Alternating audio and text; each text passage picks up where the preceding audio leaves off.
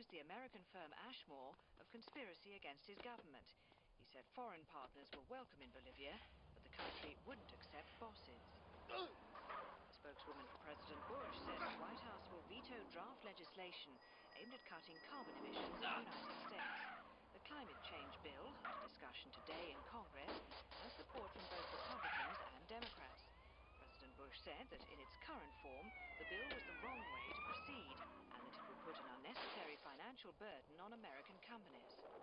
Scientists who support the legislation say it's necessary to limit the worst consequences of climate change. The US is one of the world's biggest emitters of greenhouse gases.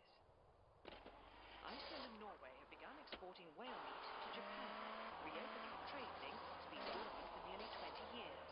Richard Graham reports. Trading in whale meat is banned under the Convention on International Trade in Endangered Species. But the three countries involved have all registered exemptions to the convention, so the export is legal. Nevertheless, conservation groups such as WWF say it undermines the convention and other international conventions. They say this trading could eventually increase the number of whales hunted.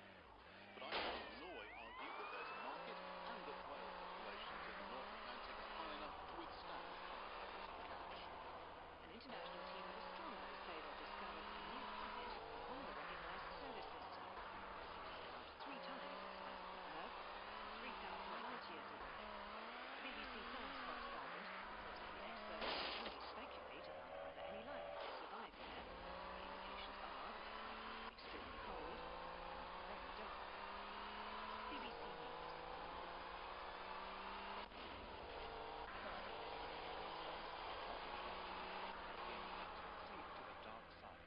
On the use of torture by American soldiers in Afghanistan. Was the torture the work of a few rogue soldiers or officially approved by the Pentagon? The American filmmaker Alex Gibney made this special report for the BBC.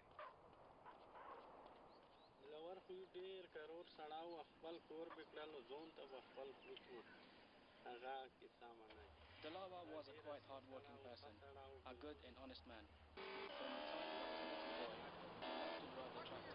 We are peanut farmers, but we told him we will work the fields and you drive the taxi. On December 1st, 2002, Dilawar, a young Afghan taxi driver, took 3 passengers for a ride. He never returned home. He had taken his new car, which he was obviously excited about, and driven to Khost, the provincial capital, where he went to look for taxi passengers. Tim Golden, New York Times reporter, investigated what happened to Dilawar that day. He, in fact, found these 3 men in Khost at the marketplace who were headed back to Yawannadie. You have to imagine that Dilawar was driving home from this provincial capital, which was about as far as his world stretched. He is stopped at Fire Base Salerno by a group of Afghan militiamen. And the men apparently found an electric stabilizer in the trunk of the car, at least they claimed to. Camp Salerno had been rocketed from some distance earlier in the day, and the Afghan militiamen immediately arrested the 4 guys who had some involvement in that attack. On December 5th, Dilawar was taken to Bagram Prison, an old Soviet airbase used by U.S. forces to collect and interrogate thousands of detainees captured throughout Afghanistan and Pakistan. In Bagram, Dilawar was designated a Phuck, person under control, number 421. 5 days later, he was dead. Sergeant Thomas Kurtz was part of the military police unit stationed in Bagram. He gave testimony following a preliminary investigation into his death. Shackled up here, and I made that complete drawing. The ceiling of these isolation rooms was just a simple metal grate, and it was thick enough you could put handcuffs, through the wires of that, and you just kind of chain them up like that, out to the sides like this. The drawing Sergeant Curtis made was a childlike sketch of a stick figure, legs shackled together and arms outstretched, chained to the ceiling. The U.S. Army initially said that Dilawar died of natural causes. It was only later that new evidence about a lot of Golden's colleagues at the New York Times traced the young fellow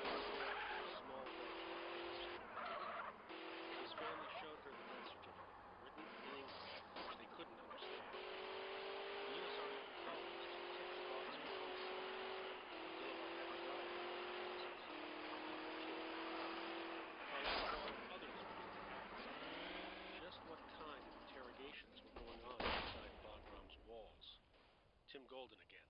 Soldiers said that when prisoners like Dilawar came into Bagram, they were immediately assaulted. They blasted music at them. Often they had dogs barking at them. And they would use some of the most menacing interrogators to create